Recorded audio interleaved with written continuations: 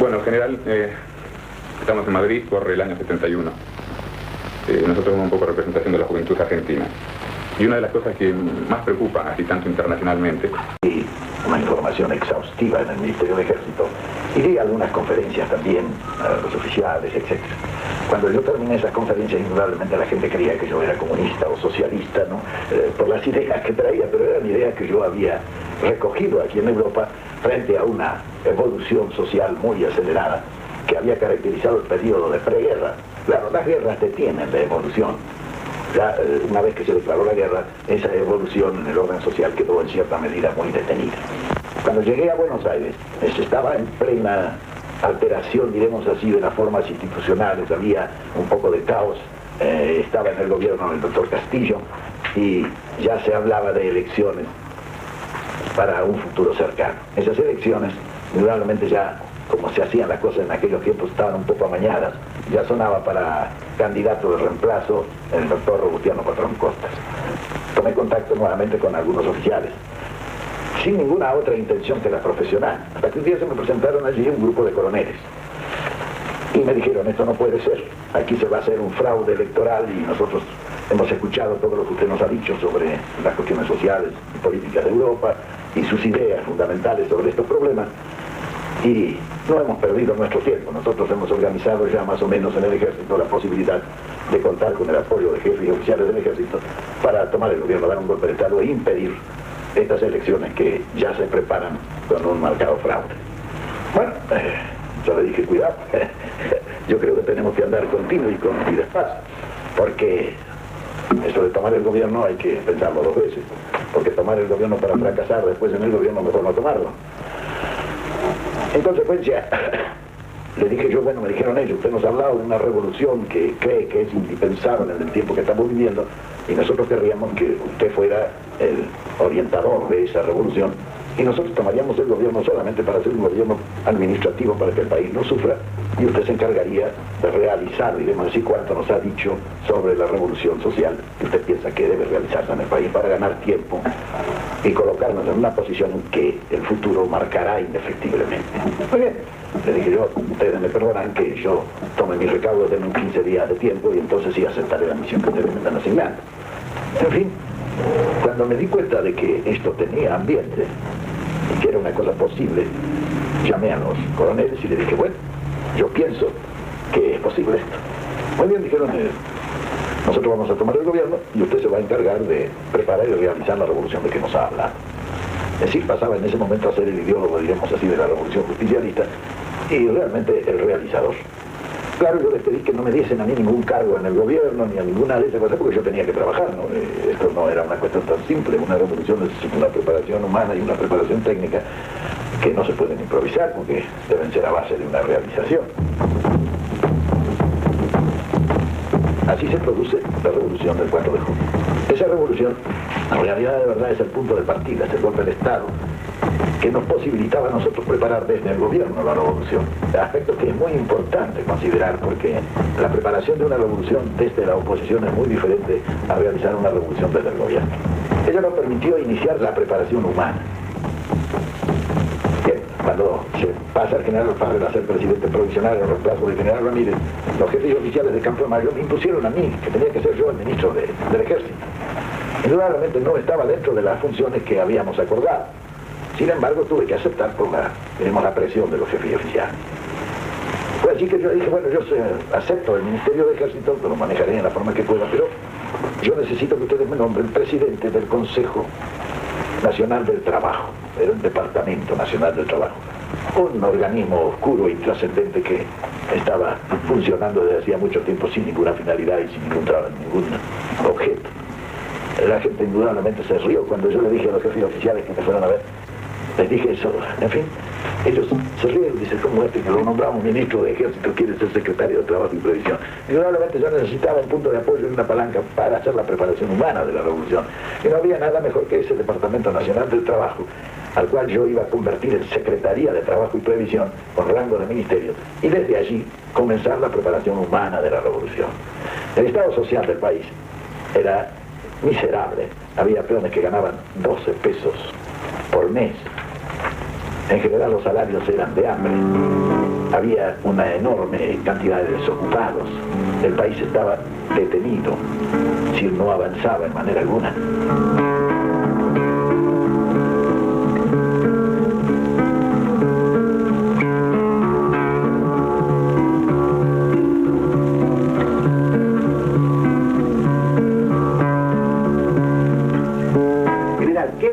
Padecía el pueblo argentino como consecuencia de esa opresión oligárquico-imperialista. Estaba privado de sus derechos políticos porque a través del fraude le imponían el gobierno desde la Cámara Británica de Comercio. No elegía, votaba así, como se votaba entonces en el correo, ¿sabes? Es decir, se decidía en el correo, se votaba en los comicios, pero era todo fraudulento. Pero la mujer no votaba, la mujer no tenía ningún derecho. ¿Qué principal violencia sufría? Ahora, natural. Ahora, en el orden económico, diremos un subconsumo por falta de poder adquisitivo era el que sometía al hambre al pueblo y a la miseria. Y en el orden social, la injusticia más flagrante y más patente. Cuando nosotros llegamos al gobierno, todo eso existía en el país. Desde el punto de vista político, era toda una mentira y un fraude. Desde el punto de vista económico, estaba sometido a la miseria. Y desde el punto de vista social, bueno, a la injusticia más flagrante. ¿Y había derechos individuales? El hombre libre en esa sociedad. Sí, proclamados por nuestra Constitución, pero jamás cumplidos. Porque cuando llegaba el momento hacían lo mismo que suelen hacer algunas dictaduras militares, que le ponen el estado de emergencia o el estado de sitio o el plan Coninte, donde desaparecen todas las declamaciones, diremos así, de la Constitución. Es decir, eran sistemas que la Constitución era letra muerta. Estaba allí todos los derechos bien consignados y todo, pero no se cumplía ninguno. Y en el plano cultural, ¿cómo era esa situación? ¿Cómo se reflejaba esa situación de dependencia en el plano intelectual o cultural? Natural, que se progresaban, diremos, intelectualmente aquellos que tenían medios para poder costearse sus estudios. Los demás formaban, como decían los romanos, la mutum et turpe pecum.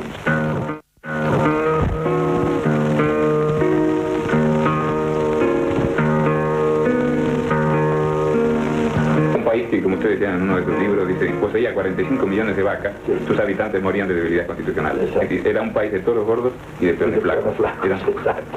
Pero era el mismo país que, por ejemplo, Sir William Leguizamón, como se llamaba, sostenía, por ejemplo, muy orgulloso de que la Argentina es una de las joyas más preciadas de la corona de su graciosa majestad. Esa era la contradicción. Indudablemente, todo ese estado de cosas se debía exclusivamente a que el país era un país ocupado, era un país, una colonia del imperialismo británico en ese entonces. Y todos los servicios eran también británicos, algunos de ellos, como los teléfonos, eran de la ITT. Es decir, de los argentinos había poco en ese entonces en el país, y en consecuencia la suerte de los argentinos no era muy halagüeña. Indudablemente todo eso disponía para hacer un cambio en eso, ¿no? Pero las revoluciones las realiza un ideólogo y realizador y 100.000 predicadores. Esa era la preparación humana que nosotros debíamos realizar desde trabajo y previsión. Fue así que llegamos al trabajo y previsión y comenzamos a trabajar en eso. Hablábamos a la gente a medida que iba llegando, especialmente a la clase trabajadora, que indudablemente nos veía a nosotros con cierta desconfianza. Imagínense un coronel que caía allí del cielo, no era lo más propicio para que le hicieran caso y que creyeran, con la experiencia que el pueblo tenía de la acción de los militares. Bien, nosotros fuimos persuadiendo a la gente, hicimos un trabajo de preparación humana de la revolución, hasta el momento en que yo ya hecha la prédica, formado los 100.000 predicadores que necesitábamos, que se extendieran por todo el país y comenzaron la predicación, yo llamé a los dirigentes encargados de esta prédica y a los jefes de los grupos de predicadores y les dije, bueno, llevamos 6 meses de trabajo en esto, creo que ha dado resultados, pues yo lo noto un poco en la calle, ya el acercamiento de la gente, etc. Consecuencia, vamos a poner una prueba a esto. Si ese acto que programamos me reunía a 100.000 personas, para mí era suficiente, dado el estado, diremos así, de la población, que no era muy entusiasta para asistir a actos, etc. Bueno, eso era para mí la demostración que yo necesitaba para ver si toda la predicación que veníamos realizando desde hacía 6 meses tenía un efecto positivo en el pueblo, que es donde se prepara, diremos así, la revolución. La revolución es un hecho humano, hecho por los hombres, para los hombres, de manera que quizá lo más fundamental de una revolución es preparar la revolución en la mente y en el corazón de los hombres. Bueno, esa concentración dio más o menos unos 250.000. calculados por la policía, que en estos actos suele calcular o tiene la propensión de calcular corto. Bien, cuando yo tuve esa comprobación ya no tenía nada que esperar. Llamé a los jefes de equipo de prédica y les dije, bueno señores, ahora les toca a ustedes seguir con esto. Y yo pasé a fundar enseguida el Consejo Nacional de Posguerra, que era el organismo que debía encargarse de la preparación técnica de la revolución. Ese Consejo Nacional se llamó de posguerra porque en él estudiábamos cómo íbamos a hacer para que no nos hicieran pagar la Segunda Guerra como nos habían hecho pagar la Primera. Allí se estudió perfectamente bien la situación, en el orden, especialmente en el orden económico, y se estudió también todas las implicancias que de alguna manera confluyeran a la realización de una verdadera revolución que cambiase no solamente estructuras, sino también modos de pensar y sentir en el pueblo. Ese Consejo Nacional de Posguerra comenzó por formar un cuerpo de concepción de la revolución. Ese cuerpo de concepción de la revolución fue formado con hombres de distintas proveniencias, especialmente empresarios, políticos, técnicos, tecnócratas, algunos dirigentes obreros, dirigentes de otro orden dentro de la comunidad, y reunimos más o menos un número en redondo de 100 personas, que después se fue eliminando durante el trabajo. Nos quedamos, diremos así, con el mejor acopio de materia gris que en el momento se podía disponer. Con ellos comenzamos por establecer la ideología de la revolución, porque indudablemente la revolución necesita especialmente de ideas inicialmente, y un estudio de las ideas políticas y sociales implicaba la creación también o la cristalización de una ideología. Esa ideología se encargó inicialmente a algunas personas.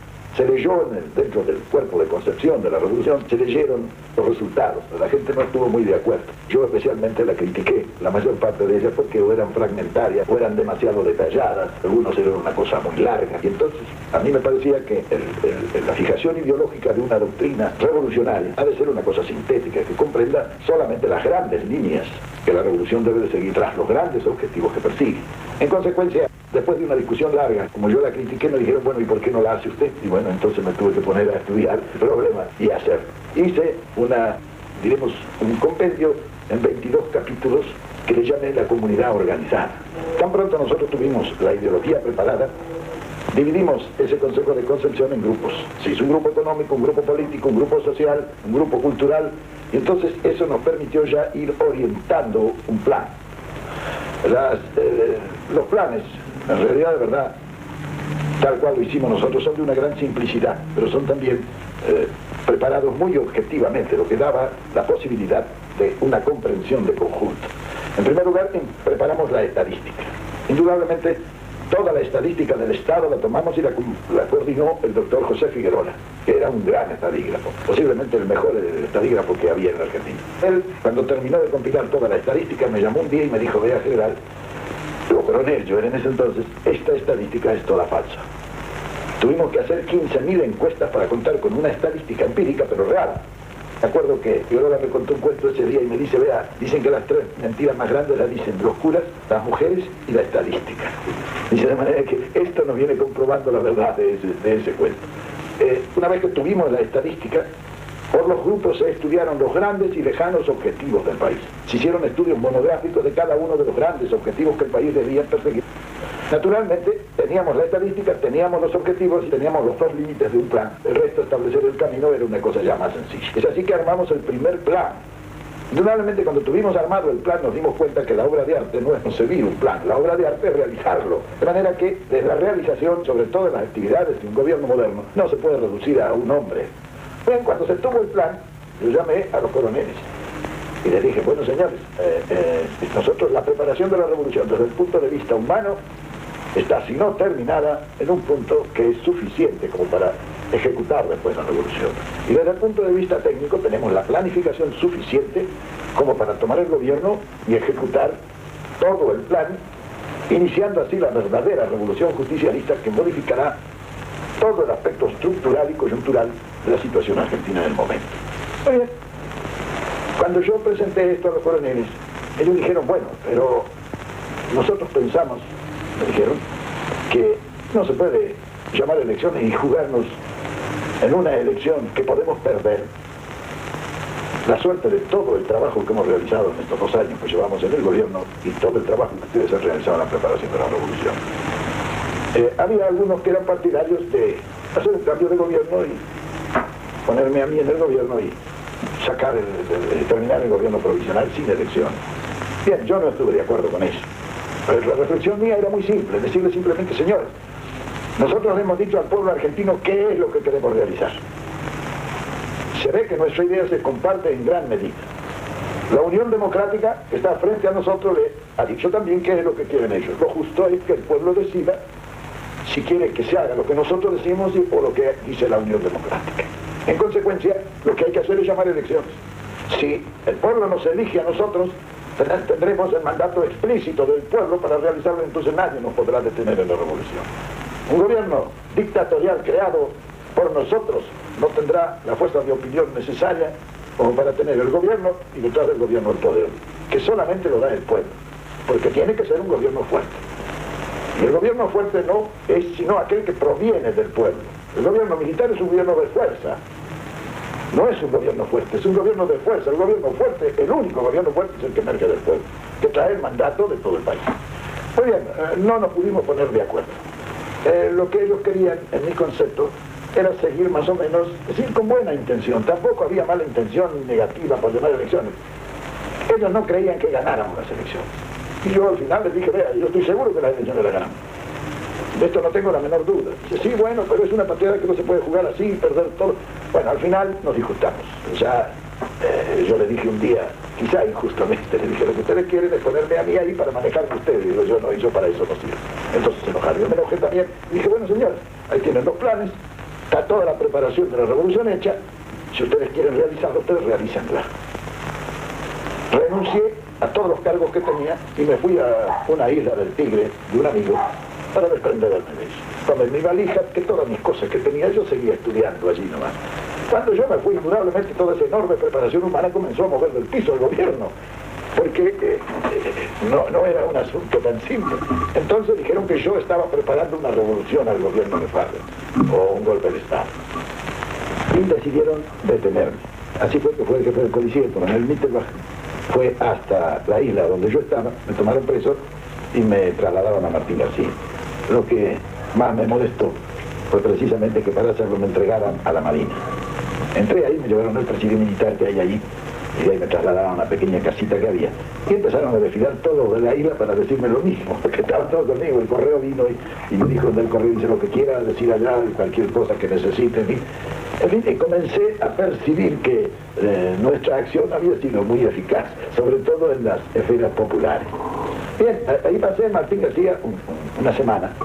Y yo seguía trabajando y estudiando mis cosas. Seguía pensando con el plan y con todo, porque yo sabía que algún día eso iba a ser útil.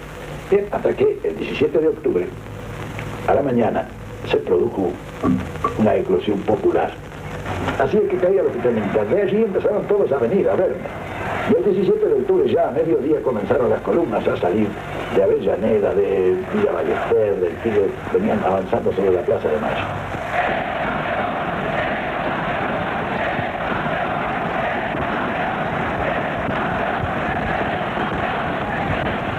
¿Usted cómo vivía personalmente todo eso? ¿Cómo... Bueno, en el hospital militar decía, ¿Se sentía así? me informaba a todo el mundo. Bueno, yo tranquilo porque estaba viendo cómo se producían las cosas y sabía perfectamente que un gobierno militar, como le digo, es fuerte, sí, pero es frágil, porque está un poco funciona en el aire. Y sabía que en un momento cualquiera podía hacer crisis y venirse abajo el gobierno, como efectivamente sucedió ante la acción popular del 17 de octubre. Muy bien, me vinieron a buscar al hospital militar y me llevaron a la casa del gobierno. En la casa del gobierno me encontré con el general Farrell, sus ministros, estaban los generales, y me acuerdo que el general Farrell me dijo, bueno, pero dígame una cosa, ¿y qué es lo que cree usted que hay que hacer? Le dije, pero mi general, llama a las elecciones, ¿qué están esperando ustedes para llamar a elecciones? Yo creo que ya el gobierno provisional ha cumplido perfectamente con su misión, se ha preparado ya toda una acción futura, y se le ha enterado al pueblo qué es lo que nosotros queremos hacer. Sabe también qué es lo que quiere hacer la Unión Democrática. Entonces, ¿qué se llama?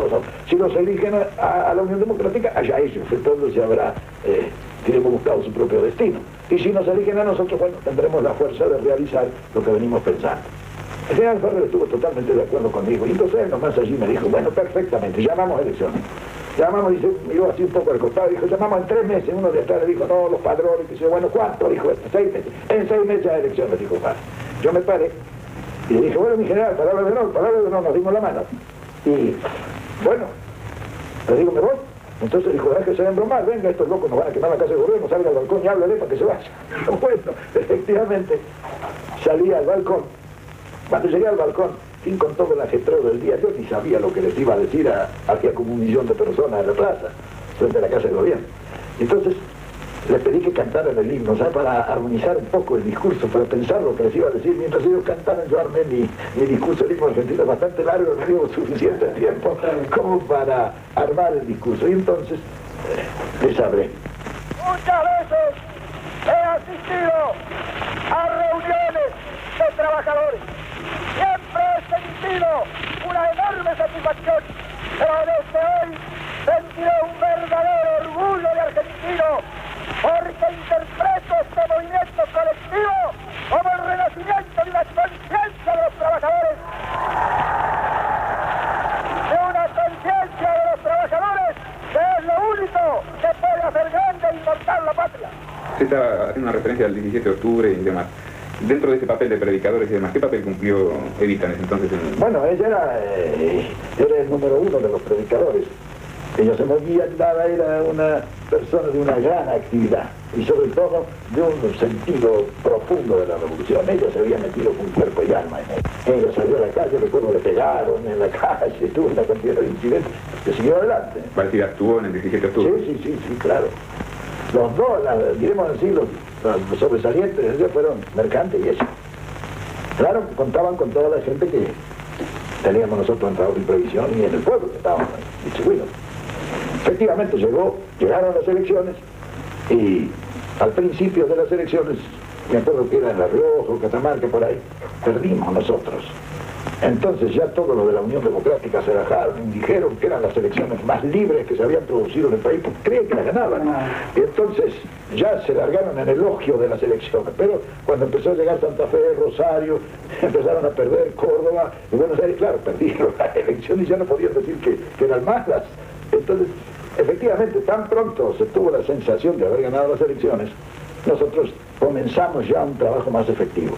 Frente al problema que se nos había presentado, después de haber estudiado 3 años intensamente toda la planificación para la realización de la revolución justicialista, cuando nos eligieron nos quedaba un margen de 3 o 4 meses para la preparación inmediata del gobierno.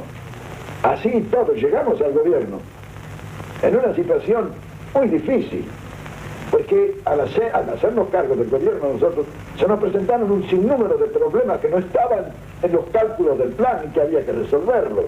Toda la planificación puede prever lo previsible, pero no puede tomar los imponderables. Y cuando uno llega al gobierno, entonces empiezan a aparecer los imponderables que hay que resolverlos, porque son previos a lo que se ha previsto en el plan. Solamente así creo yo que se puede realizar una revolución.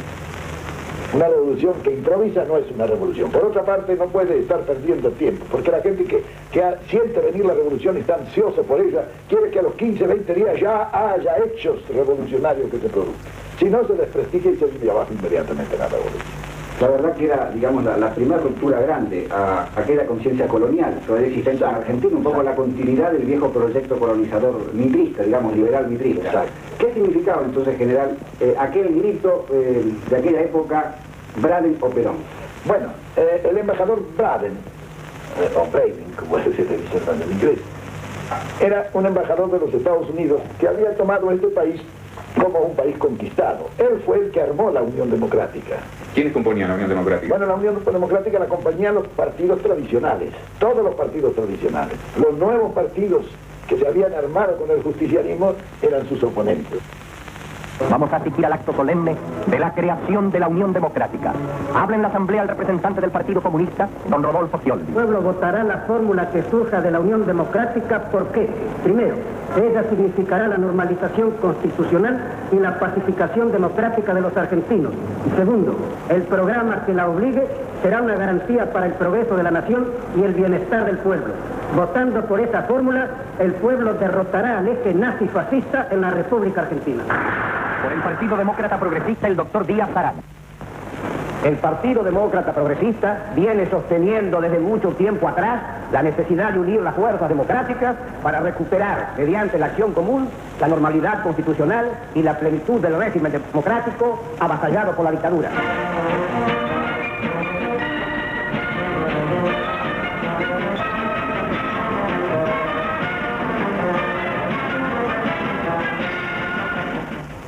este personaje Braden, que ha estado en contra suyo, de Milagrosa, de Arben, de Castro. Braden actuaba como en su casa, hacía discursos, se reunían los de la Unión Democrática y Braden le hacía un discurso. Indudablemente nosotros no podíamos dejar de aprovechar esa situación.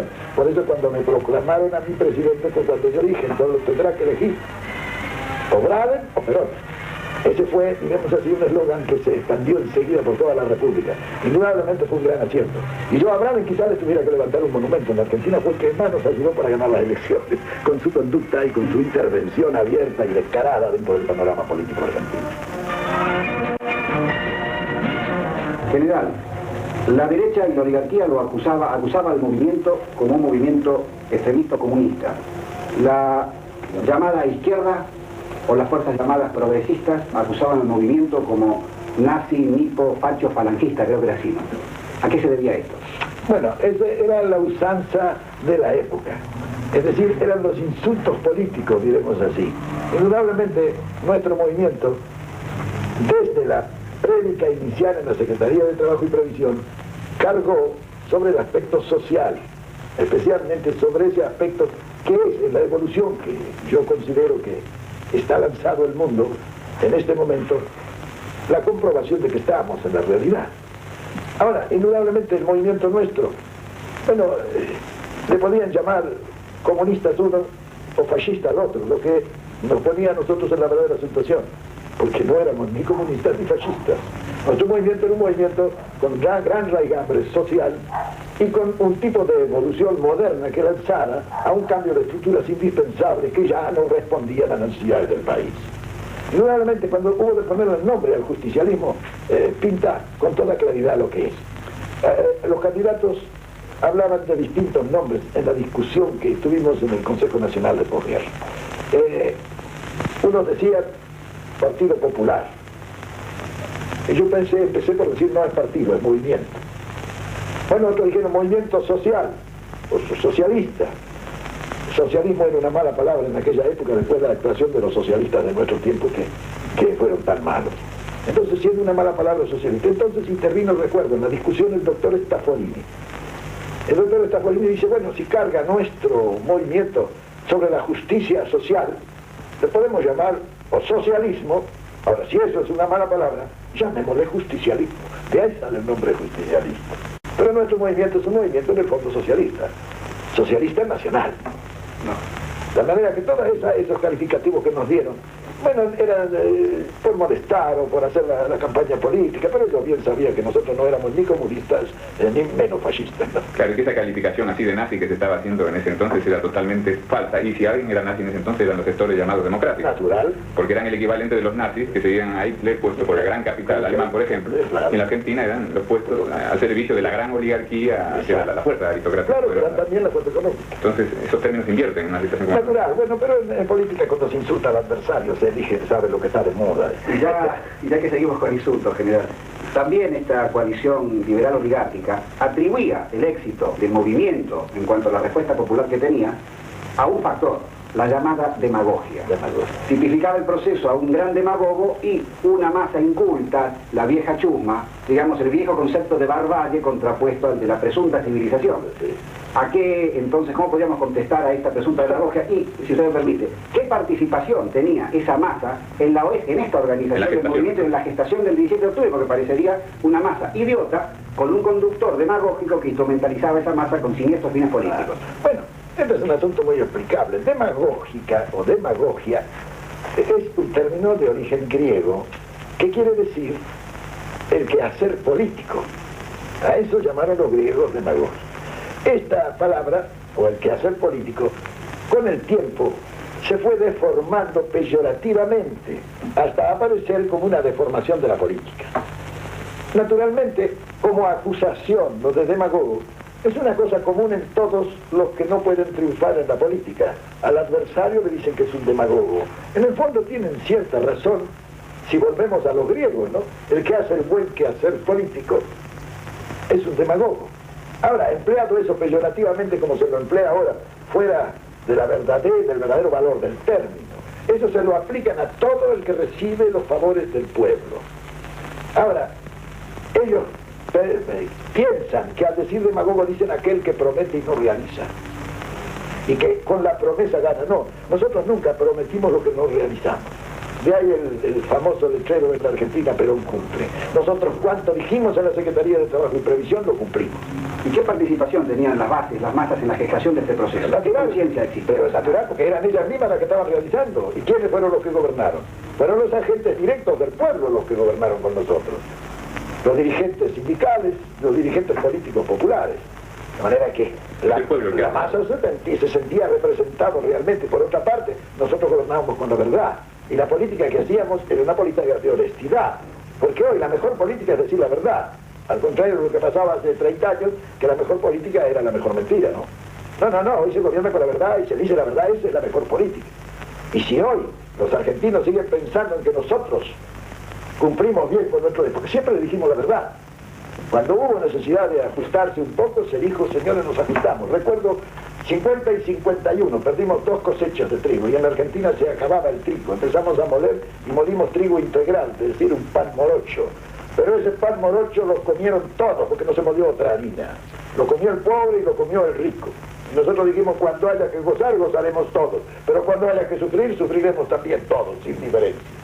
Claro que eso, que es justo, y que nadie puede discutir que no sea justo, eso es el que mejor y más rápidamente lo comprende, es el pueblo. Por eso ese pueblo apoyó nuestro gobierno. A nosotros no nos golpeó el pueblo, nos golpeó el imperialismo yanqui y la oligarquía coaligada con ellos, utilizando como instrumento algunos militares. No todos, algunos militares. General, quisiéramos saber su pensamiento sobre las fuerzas políticas existentes en aquella época. Las fuerzas liberales, la llamada izquierda, y si existía ya el germen de una izquierda nacional.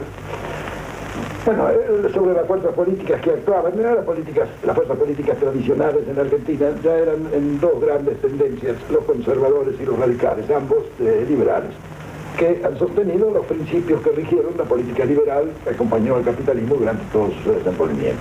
Las fuerzas de izquierda las comprendían a los comunistas y a los socialistas. Los comunistas, pues no sabemos, son los mismos de ahora.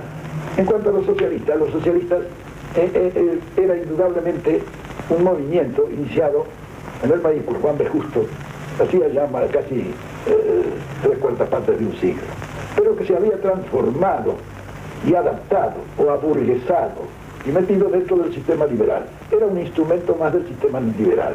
Entonces, naturalmente, había casos en que ellos promovían una legislación social. Claro que eso tenía su trampa.